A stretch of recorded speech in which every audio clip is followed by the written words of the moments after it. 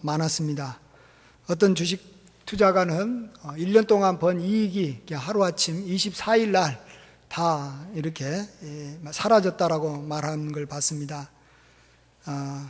그 하루에 전 세계 주식시장의 시가총액 2,440조 원이 사라졌습니다. 엄청난 돈입니다. 그러니까 이제 이걸로 인해서 기뻐하는 사람은 영국 사람 몇 사람 빼놓고는 전 세계적으로는 다 별로 좋아하지 않습니다. 여러분, 이 정도 되면 서울요, 이 저녁 식사 이렇게 식당 거리가 완전히 바뀝니다. 점심 때야 뭐 어쩔 수 없이 먹어야 되니까 점심은 비슷하지만 저녁 식사는 손님이 한 반으로 팍 줄어들어 버립니다. 왜냐하면 자기 재산이 한 이렇게 많이 줄어들기 때문에 굉장히 위기의식을 느껴서 이렇게 외식을 삼가합니다. 근데 다행히 우리 순천 지역은 뭐 그렇게 주식을 많이 갖고 계신 분이 안 계셔서 영향을 별로 안 받아서 너무 뭐 이런 일은 없어서 좋은 것 같습니다. 블랙시트라는 말은 영국이라는 브리티언에다가 탈퇴라는 엑시트가 이렇게 합쳐진 말로 그래서 블랙시트라 이렇게 말하는데요. 또 우리도 나름대로는 영국 사람들을 좀 이해를 하긴 해야 됩니다. 영국이 왜 그 전 세계의 비난을 무릅쓰고 이걸 선택했냐? 그것은 크게 두 가지라고 합니다. 하나는 외국인 이민들을 억제하고 또 하나는 주권을 되찾아야 되겠다라는 것이죠. EU에서는 이동의 자유라는 그러한 원칙이 있습니다. 그런데 그것 때문에 이민자들이 이렇게 들어올 때 통제가 안 되는 거죠. 미국 같은 데서는 이제 이민자들을 이제 들어오게 할 때도 전 세계에서 이렇게 두뇌들 또 이렇게 좀 이렇게 또 돈이 좀 있는 사람들을 들어오게 하는 건데 그렇잖아요. 근데 이제 유럽에서는 뭐 그냥 뭐 아무나 들어와도 이렇게 막을 수 있는 그런 권한이 없어 버리니까 이제 영국 국민 입장에서는 굉장히 힘들죠. 그 다음에는 이제 또 하나가 이제 자기의 라이벌이 독일이잖아. 영국의 라이벌이 독일인데 이 독일이 사실은 EU의 주도권을 쥐고 있어요. 그리고 그쪽에서 어떤 법안을 만들어 가지고 자꾸 이렇게 뭐 하니까 영국 사람들은 굉장히 자존심이 상한 겁니다. 그래서 자기 주권까지 잃어버렸다 이렇게 말할 정도입니다. 그러나 우리는 이러한 현상들을 이 성경을 통해서 해석하고 분석해 봐야 됩니다. 성경에서는 이런 세상의 일들은 이러한 원리 때문에 일어난다고 말하고 있습니다. 난리가 난리 소문을 이렇게 너희들이 듣겠으나 삼가 두려워하지 말라. 이런 일이 있어야 하되 아직 끝은 아니니라. 민족이 민족을, 나라가 나라를 대적하여 일어나겠고 곳곳에 기근과 지진이 있으리니 이 모든 것은 재난의 시작이니라. 여기서 아직 끝은 아니다, 재난의 시작이라는 말은 계속해서 이런 일이 이어질 것이다 라는 겁니다. 그동안에 안 이루어진 것이 안 일어난 게 좀 신기했는 건데 사실은 이전에도 일어났었고 지금도 일어날 것이고 앞으로도 일어난다는 겁니다. 나라가 나라를 대적하고 민족이 민족을 대적하는 일이 일어나는 겁니다. 사실 유럽연합이라는 그 자체도 사실은 하나가 돼가지고 무슨 뭐 연합하는 것처럼 겉으로는 보이지만은 실제적으로는 다른 나라를 대적하기 위해서 만든 것이 유럽연합입니다. 두 나라를 대적하기 위한 겁니다. 하나는 미국입니다. 우리가 잘 아는 대로 미국이 이제 경제가 너무 발전하고 세계를 지배하니까 유럽 사람들이 기분 나쁜 거예요. 그런다고 또 미국을 대적하자니 미국은 크고 그러니까 방법이 뭡니까? 우리가 연합으로 이렇게 경제 공동체를 만들자 이렇게 해가지고 자기들끼리 이렇게 힘을 합치면 우리가 세계 경제 주도권을 미국에 빼앗기지 않을 것이다 이렇게 생각해서 자기들이 이렇게 화폐도 통합하고 하나의 공동체를 이렇게 경제 공동체를 만든 겁니다. 그리고 또 하나는 또 다른 대적하는 나라는 뭐냐 그러면 현재는 러시아고 그 당시 만들었을 때는 소련이라는 나라입니다. 소련이라는 나라는 또 군사력이 또 그렇게 강하잖아요. 그래서 이제는 이제 독일이 이제 좀 힘이 약해지면서 군사력이 좀 약해졌지만 이 소련은 이전보다 더 강해진 거예요. 그러니까 위협을 느낍니다. 유럽이 전체가.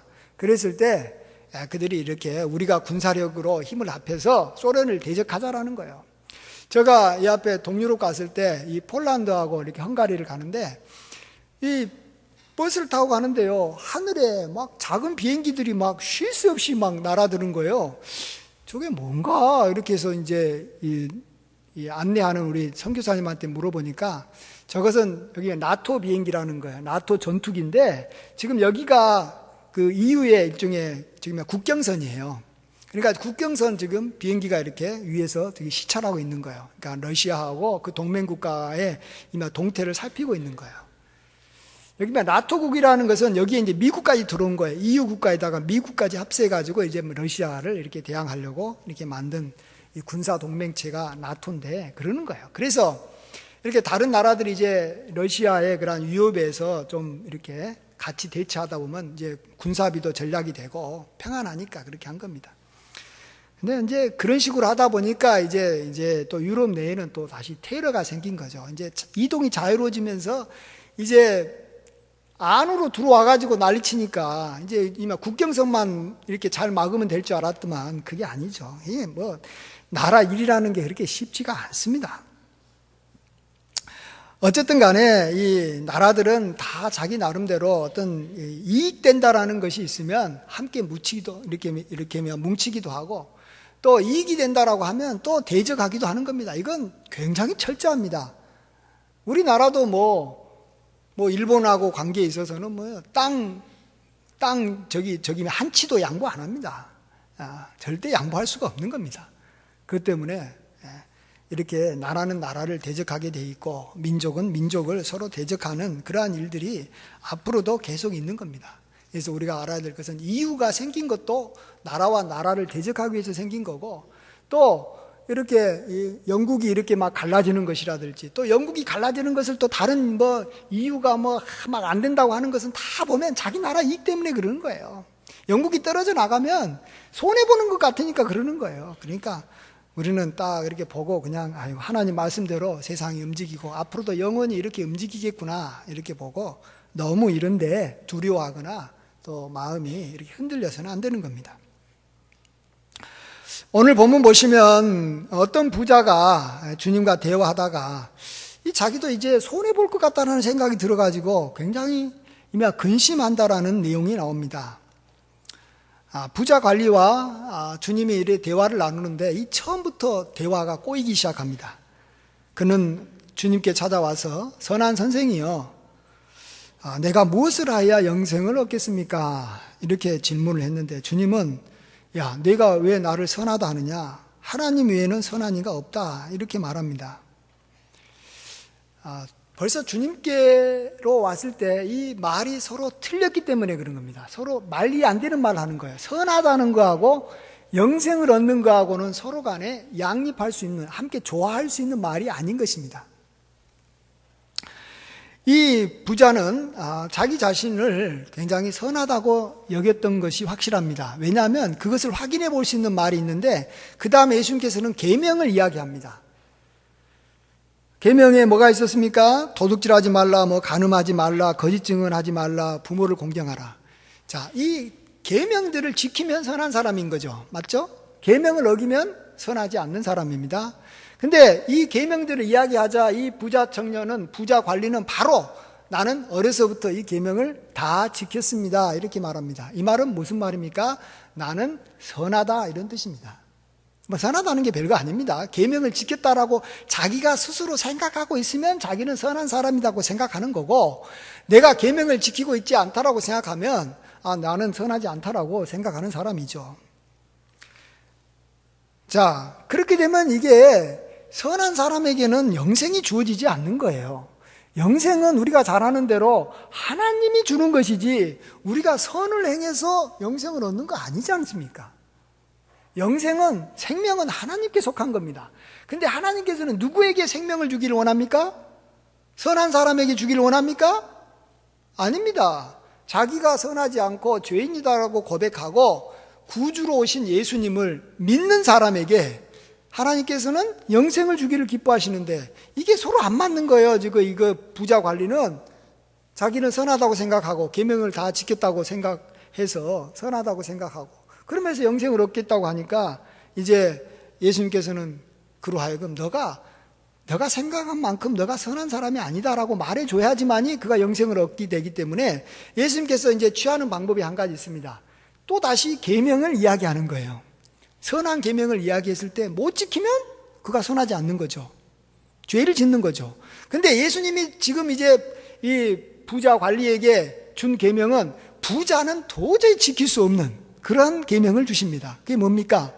너 재산을 다 팔아서 가난한 사람에게 나눠주고 너는 나를 따르라.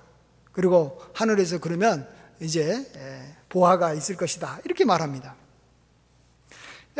여기 보십시오. 이 베드로 같은 사람들이야 뭐 다 버리고 따를 수 있겠지만 이 큰 부자는 그게 불가능합니다. 예수님께서 왜 이렇게 이 부자에게 불가능한 것을 이 부자에게만 이야기한 거예요? 저나 여러분에게는 이런 계명을 주지 않았습니다. 어떤 사람은 아이고 성경에 나와 있으니까 나도 모든 재산을 버리고 주님을 따라야 되지 않느냐, 그렇게 생각하셔도 뭐 상관없습니다만 이건 그 당시 부자에게 주님께서 주신 명령입니다. 그건 또 의도가 있었다는 것을 아시고요. 그 의도는 결국은 못 지키지 않습니까? 그러면 이제 그는 이제 걱정이 되는 거예요.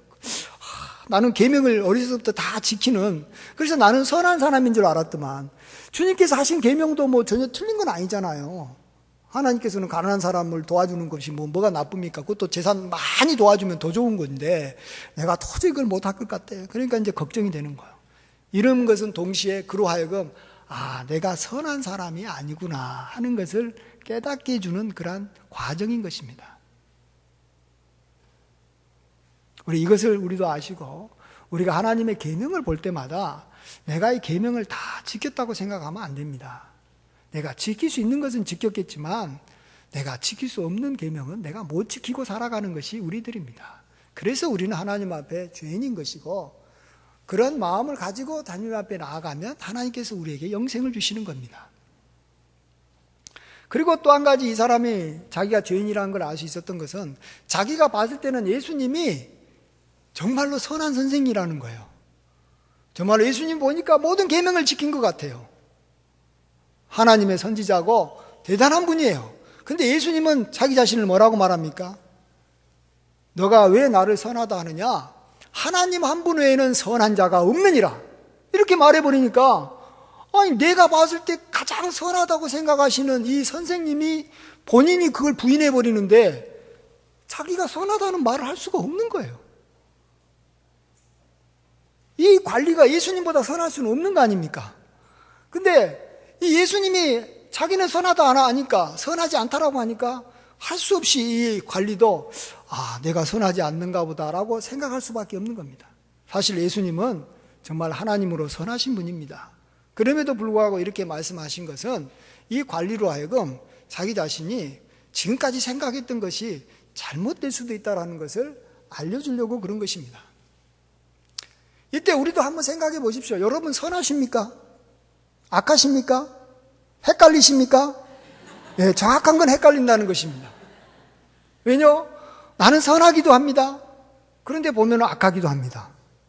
사람들이 여러 명 있을 때는 착하게 삽니다.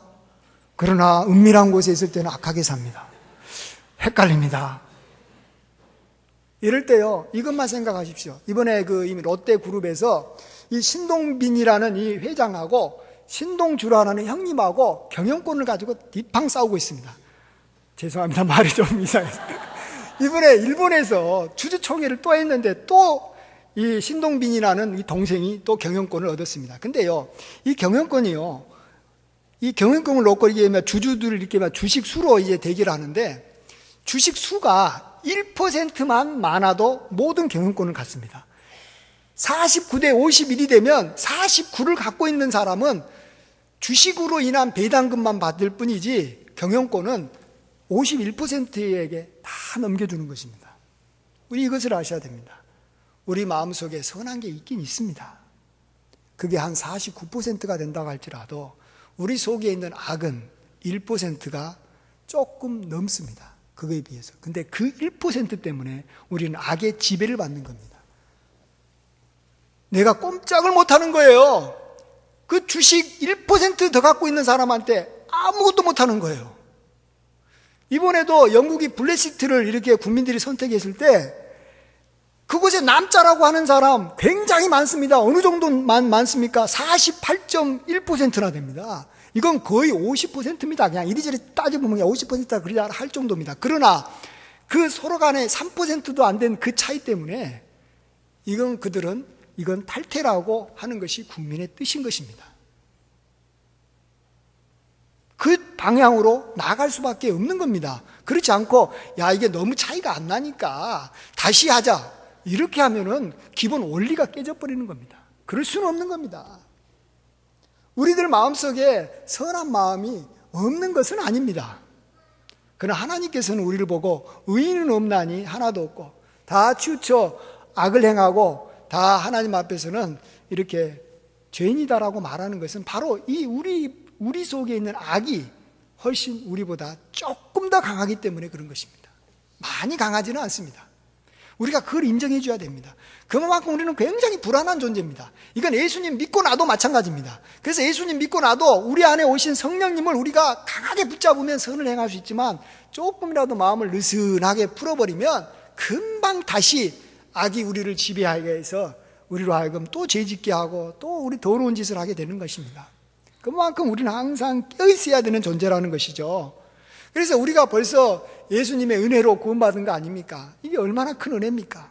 근데 우리로 하여금 자꾸 내가 선하다는 생각을 해서 구원받지 못하게 할 뿐만 아니라 구원받고 난 다음에도 자꾸 내 자신이 선하다고 내 자신을 착각하게 만들어서 하나님 붙잡지 못하게 하는 것이 하나 있는데 그게 뭐냐 그러면 재물입니다. 재물. 이 부자 이 관리가 왜 자기는 어려서부터 계명을 다 지켰다고 당당하게 이야기했을까요? 이건 굉장히 자기 나름대로는 정직하게 이야기한 겁니다. 그 말이 틀렸지만 자기 생각에는 그것이 이게 맞다고 생각해서 한 거예요. 근데 그렇게 할 수 있었던데 많은 기여를 한 게 뭐냐 그러면 그가 부자였다라는 사실입니다. 우리가 잘 아는 대로 부자는 돈이 많기 때문에 남에게 선을 베풀 가능성이 많습니다.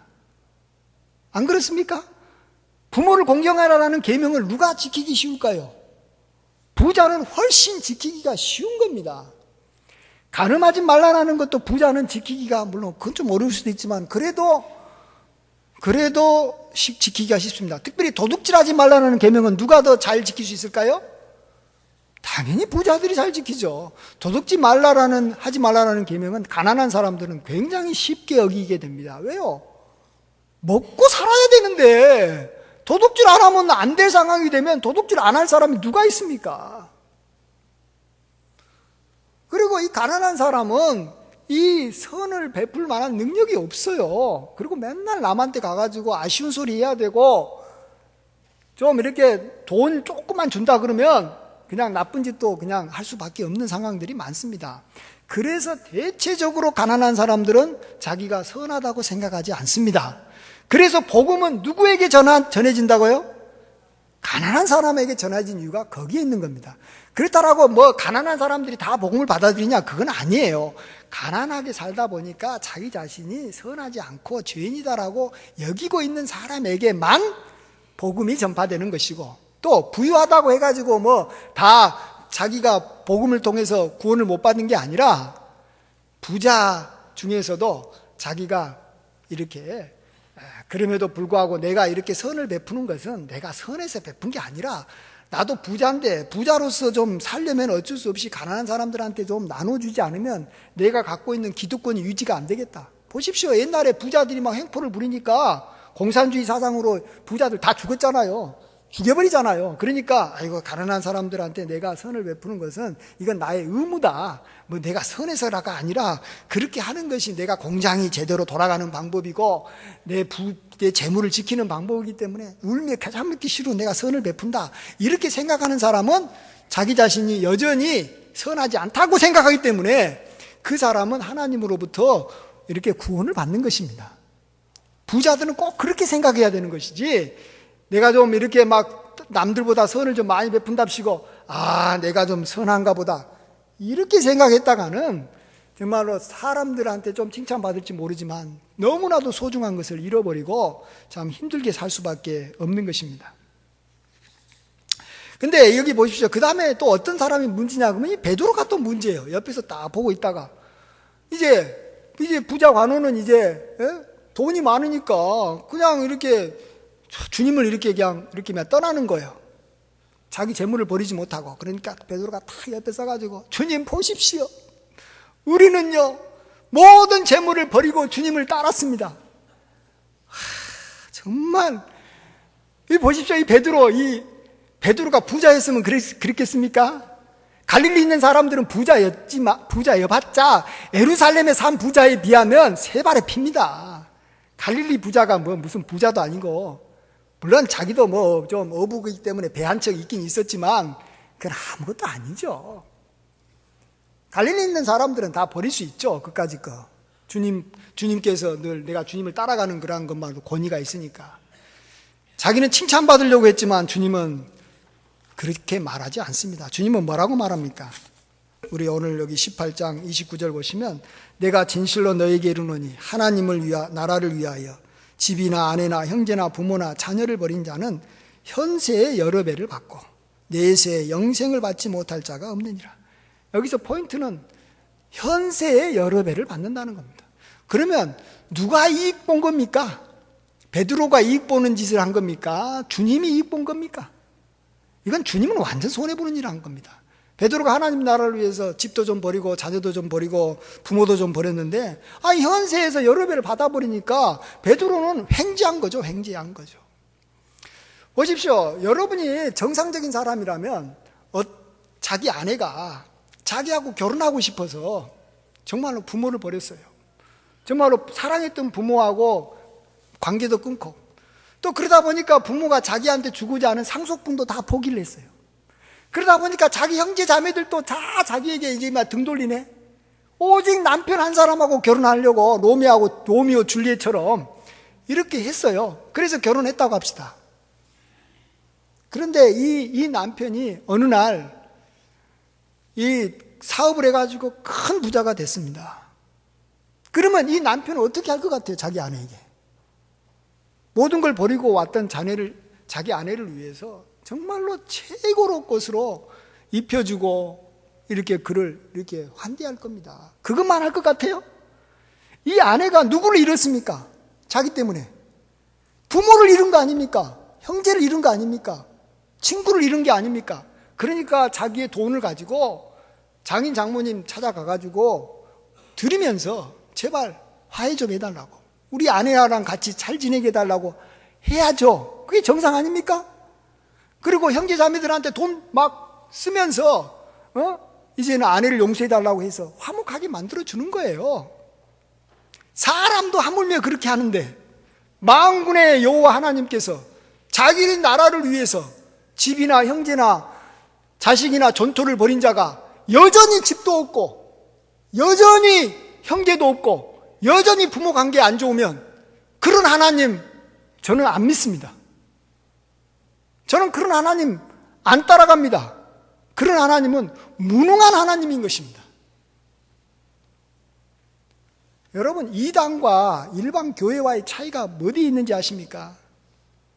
내세에 영생이 있을 거다라는 것은 이단도 거짓이지만 진실처럼 이야기해서 약속을 하기 때문에 이거 가지고는 구분할 수가 없는 것입니다. 확실하게 구분하는 방법은 이겁니다. 현세에 너가 만일 헌신한다면 여러 배를 받을 것을 일반 교회와 하나님은 약속해 주지만 이단들은 약속을 안 합니다. 그냥 이 세상에서는 그냥 그럭저럭 살아가라. 그러지만은 죽고 나면 내세에 너를 위해서 엄청난 것이 주어질 것이니까 그냥 우리 조직을 위해서 좀 희생 좀 해라. 이게 이단인 것이에요. 이게 이단적인 사고방식이고 이거 이단성이에요. 교회도 만일 이렇게 말한다면 이단성을 가지고 있는 교회라는 걸 아셔야 됩니다. 그게 하나님을 위한 헌신이나 그런 것이 아니에요. 하나님의 약속을 못 믿겠으니까, 도저히 내가 하나님 앞에 드린 것에 대해서 하나님께서 갚아준 걸 안 줄 거라는 믿음이 안 생기니까 스스로가 약속을 안 믿어서 그냥 나름대로는 그냥 내세만 바라보고 온다면 그것은 믿음이 없는 겁니다. 우리가 잘 아는 대로 미국이 카터 대통령 잘 아시죠? 카터 대통령은 이 대통령 선거 운동 기간에도 반드시 고향 교회에 가가지고 주일학교 학생들을 가르쳤습니다.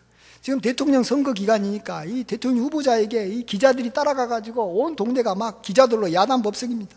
그때 주변에 있는 참모들이 그랬습니다. 다른 때라면 몰라도 지금 선거 운동이 가장 치열한 이때 이때만큼은 좀 제발 좀 이 교회에 오지 말고 좀 미국 다니면서 좀 유권자들을 좀 건져야 되지 않습니까? 우리도 지금 그렇게 하고 있는데 왜 당신은 안 합니까? 라고 말했다라는 거예요.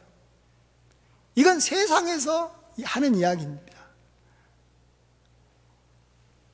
정말로 하나님 말씀대로 이렇게 주의를 지켜야 된다라고 카트는 이야기하고 그렇게 신실하게 했습니다. 그래서 그는 어떻게 됐습니까? 그는 대통령이 됐죠. 대통령이 된 건 아무것도 아닙니다.